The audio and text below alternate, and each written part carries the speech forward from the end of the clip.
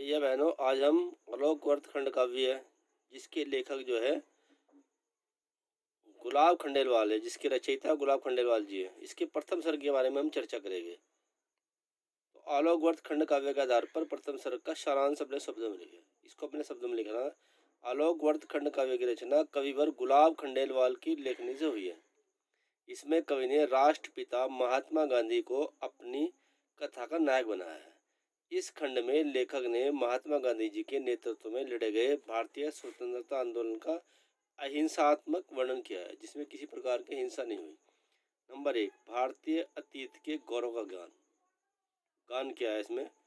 कवि ने प्रथम सर्ग के आरंभ में भारत के स्वर्णिम अतीत का वर्णन करते हुए कवि ने तत्कालीन भारत की दयनीय स्थिति का मार्मिक चित्रण किया है।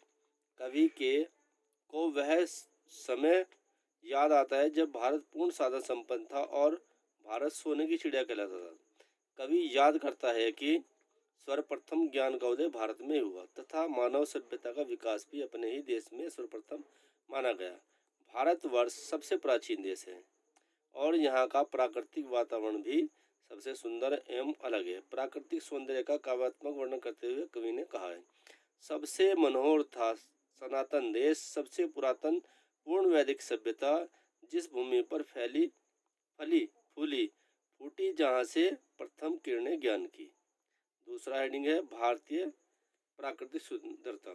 कवि याद करता है कि हिमालय से निकलने वाली गंगा, गोमती, कावेरी आदि नदियाँ प्राचीन काल से ही भारत भूमि को हरा भरा करती रही है।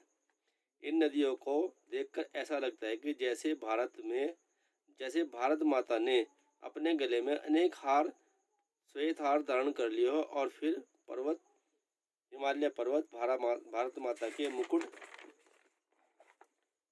के समान ही सुशोभित होता है।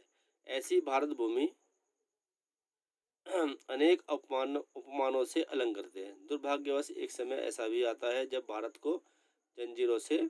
माता को जंजीरों से अर्थात गुलामी की जंजीरों से जकड़ दिया गया। नंबर 3, मोहनदास करमचंद गांधी का जन्म। भारत को गुलामी की जंजीरों से आज़ाद कराने के लिए सन 1857 की असफल क्रांति के 12 वर्ष के पश्चात गुजरात के पोरबंदर नामक स्थान पर मोहनदास करमचंद गांधी का जन्म हुआ।